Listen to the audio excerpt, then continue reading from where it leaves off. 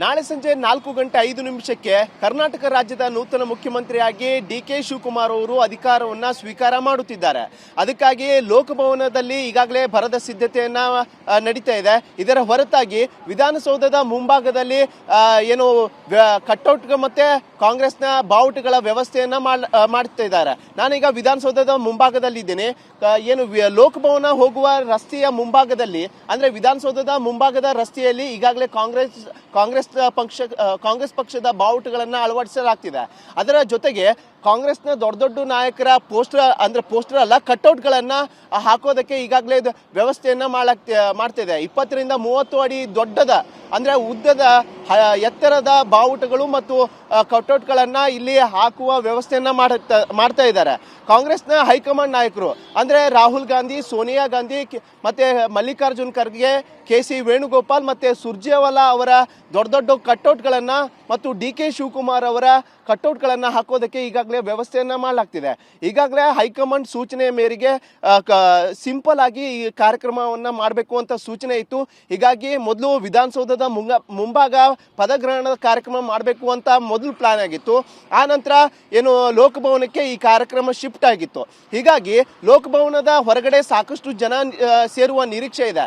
ಅದಕ್ಕಾಗಿ ಲೋಕಭವನದ ಎದುರು ಕೂಡ LED ವ್ಯವಸ್ಥೆಯನ್ನ ಮಾಡ್ತಾ ಇದ್ದಾರೆ. ಇದರ ಜೊತೆ ಬೆಂಗಳೂರಿನ ನಾನಾ ಭಾಗದಲ್ಲಿ ಲೈವ್ ಸ್ಟ್ರೀಮಿಂಗ್ ಆಗಿ LED ವ್ಯವಸ್ಥೆಯನ್ನ ಮಾಡ್ತಿದ್ದಾರೆ.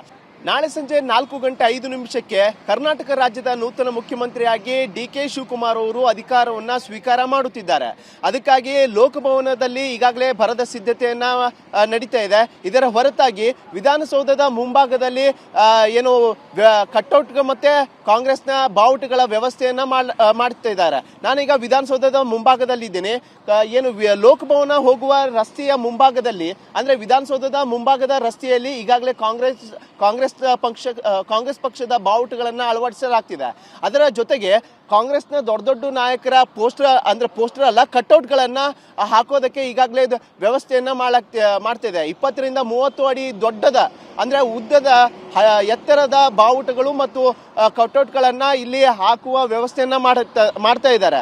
ಕಾಂಗ್ರೆಸ್ನ ಹೈಕಮಾಂಡ್ ನಾಯಕರು ಅಂದ್ರೆ ರಾಹುಲ್ ಗಾಂಧಿ, ಸೋನಿಯಾ ಗಾಂಧಿ ಮತ್ತೆ ಮಲ್ಲಿಕಾರ್ಜುನ್ ಖರ್ಗೆ, ಕೆ.ಸಿ. ವೇಣುಗೋಪಾಲ್ ಮತ್ತೆ ಸುರ್ಜೇವಾಲಾ ಅವರ ದೊಡ್ಡ ಕಟ್ಔಟ್ಗಳನ್ನ ಮತ್ತು ಡಿ.ಕೆ. ಶಿವಕುಮಾರ್ ಅವರ ಕಟ್ಔಟ್ಗಳನ್ನ ಹಾಕೋದಕ್ಕೆ ಈಗಾಗಲೇ ವ್ಯವಸ್ಥೆಯನ್ನ ಮಾಡಲಾಗ್ತಿದೆ. ಈಗಾಗಲೇ ಹೈಕಮಾಂಡ್ ಸೂಚನೆ ಮೇರೆಗೆ ಸಿಂಪಲ್ ಆಗಿ ಈ ಕಾರ್ಯಕ್ರಮವನ್ನ ಮಾಡಬೇಕು ಅಂತ ಸೂಚನೆ ಇತ್ತು. ಹೀಗಾಗಿ ಮೊದಲು ವಿಧಾನಸೌಧದ ಮುಂಭಾಗ ಪದಗ್ರಹಣದ ಕಾರ್ಯಕ್ರಮ ಮಾಡಬೇಕು ಅಂತ ಮೊದಲು ಪ್ಲಾನ್ ಆಗಿತ್ತು. ಆ ನಂತರ ಏನು ಲೋಕಭವನಕ್ಕೆ ಈ ಕಾರ್ಯಕ್ರಮ ಶಿಫ್ಟ್ ಆಗಿತ್ತು. ಹೀಗಾಗಿ ಲೋಕಭವನದ ಹೊರಗಡೆ ಸಾಕಷ್ಟು ಜನ ಸೇರುವ ನಿರೀಕ್ಷೆ ಇದೆ. ಅದಕ್ಕಾಗಿ ಲೋಕಭವನದ ಎದುರು ಕೂಡ LED ವ್ಯವಸ್ಥೆಯನ್ನ ಮಾಡ್ತಾ ಇದ್ದಾರೆ. ಇದರ ಜೊತೆ ಬೆಂಗಳೂರಿನ ನಾನಾ ಭಾಗದಲ್ಲಿ ಲೈವ್ ಸ್ಟ್ರೀಮಿಂಗ್ ಆಗಿ LED ವ್ಯವಸ್ಥೆಯನ್ನ ಮಾಡ್ತಿದ್ದಾರೆ. ಅದಕ್ಕೆ ಏನು ಲೋಕಭವನ ಹೋಗುವ ರಸ್ತೆಯಲ್ಲಿ ಸಾಕಷ್ಟು ಕಾಂಗ್ರೆಸ್ನ ಬಾವುಟಗಳನ್ನ ಅಳವಡಿಸಲಾಗ್ತಿದೆ. ಅದರ ಭಾಗವಾಗಿ ವಿಧಾನಸೌಧದ ಮುಂಭಾಗ ದೊಡ್ಡ ಕಟ್ಔಟ್ ಮತ್ತು ಫ್ಲೆಕ್ಸ್ ಮತ್ತು ಏನು ಕಾಂಗ್ರೆಸ್ನ ಬಾವುಟಗಳನ್ನ ಅಳವಡಿಸಲಾಗ್ತಿದೆ. ಕ್ಯಾಮ್ರಾ ಪರ್ಸನ್ ಮಹೇಂದ್ರ ಜೊತೆ ಈರಣ್ಣ ಬಸವ, TV9 ಬೆಂಗಳೂರು.